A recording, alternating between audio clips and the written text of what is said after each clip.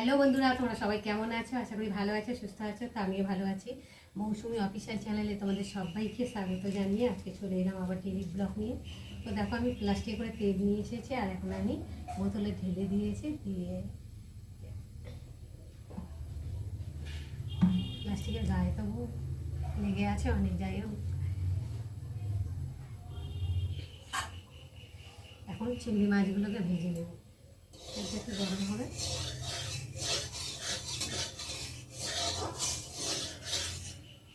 তেলটা এত ঝাঁস, তো খুব সুন্দর, তেলটা গন্ধটাও খুব সুন্দর।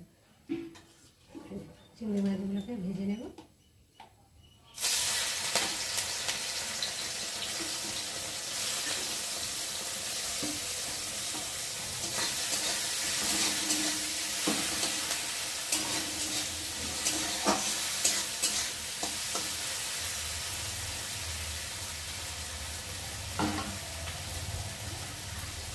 তো দেখো, চিংড়ি মাছটা এদিকে ভাজা হচ্ছে। আর আজকে কী কী রান্না করবো সেটা তোমাদের সাথে শেয়ার করব। তো দেখো, এখানটা একটা মাছ নিয়ে এসেছি, রুই মাছ জ্যান্ত।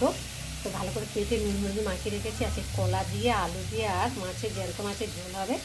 আর এখানে গাঁটি কচু কেটে নিয়েছি, গাঁটি কচু দিয়ে চিংড়ি মাছ দিয়ে হবে।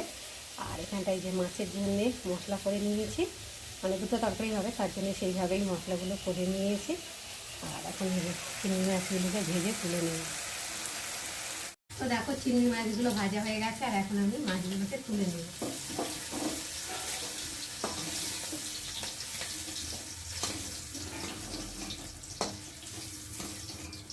এত সুন্দর করে ভেজে নিয়েছি লাল লাল করে।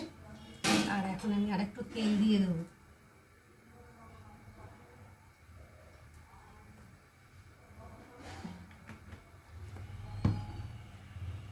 তেলটা গরম হয়ে এসছে, এমনিতে কড়া গরম, তেলটা দিয়ে আবার পরে আর খুব গরম হয়ে গেছে। আর তেল ভালোভাবে গরম করে না দিলে টেস্ট হবে না।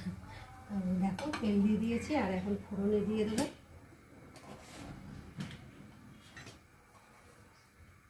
গোটা জিরে, দিয়ে দেবো একটা শুকনো লঙ্কা।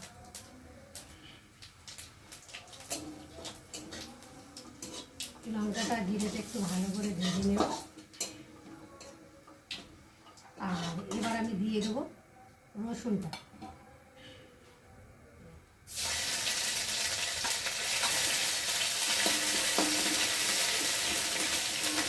রসুনটা তেলের মধ্যে একটু না ভেজে নিলে না, রসুনের যে একটা কাঁচা গন্ধ থাকে সেটা খাবার সময় বাজে লাগে। ওই জন্য ভালো করে লাল লাল করে ভেজে নিলে গন্ধটাও থাকে না, মনেই হবে না যে রসুন দিয়ে।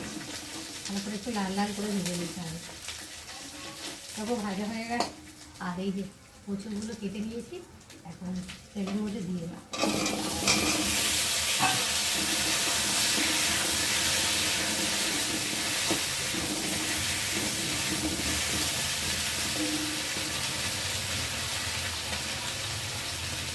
এবার দিয়ে দেবো কটা সরষা বাটা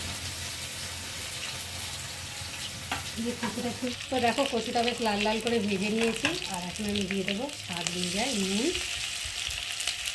দিয়ে দেবো হলুদ গুঁড়ো, দিয়ে দেবো লঙ্কার গুঁড়ো অল্প করে, দিয়ে দেবো আদা বাটা, জিরে বাটা, আর একটু টমেটো কুচি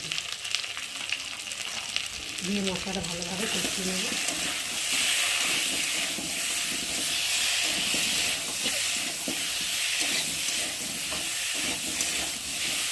এবার দিয়ে দেবো ভেজে রাখা চিংড়ি,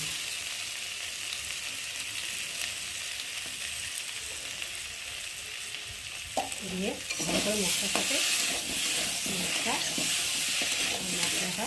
ভালোভাবে কষিয়ে নেব। তো দেখো বন্ধুরা, বেশ সুন্দরভাবে কষিয়ে নিয়েছে আর তেলের ছাড়তে শুরু করে দিয়েছে।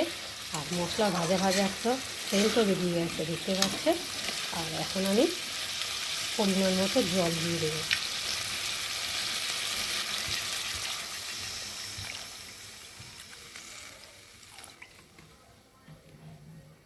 দিয়ে একটু ভালো করে নেড়ে দেবো। দিয়ে আর এখন ঢাকা দিয়ে এবার ঢাকাটাকে খুলবো। তো দেখো, ঝোলটা অনেকটাই শুকিয়ে গেছে। মাখো মাখো মতো হয়ে গেছে। আর কচুটা দেখি সেদ্ধ হয়ে গেছে কিনা। দেখো একদম গলে গেছে কচুটা। তো যাই হোক, এখন আমি নামাবার আগে একটু স্বাদ মতো চিনি দেব।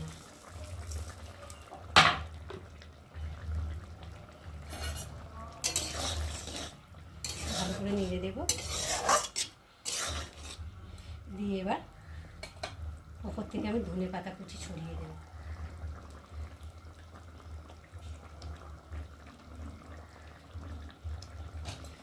একটু ভালো করে নেড়ে দেবো। তো বন্ধুরা, আজকে আমার কচু দিয়ে চিংড়ি মাছের রেসিপি কেমন লাগলো তোমরা কিন্তু অবশ্যই কমেন্ট করবে। আর ভালো লাগলে লাইক কমেন্ট শেয়ার করো। আর আমার চ্যানেলে যদি নতুন হয় তারপর চ্যানেলটাকে সাবস্ক্রাইব করে দিও। আবার দেখা হবে তোমাদের সাথে অন্য কোনো ব্লগে। ততক্ষণ তোমরা তোমাদের খেয়াল রাখো। তোমরা আমার চ্যানেলটাকে সাবস্ক্রাইব করতে থাকো। আর এদিকে আমি ঢালতে থাকি।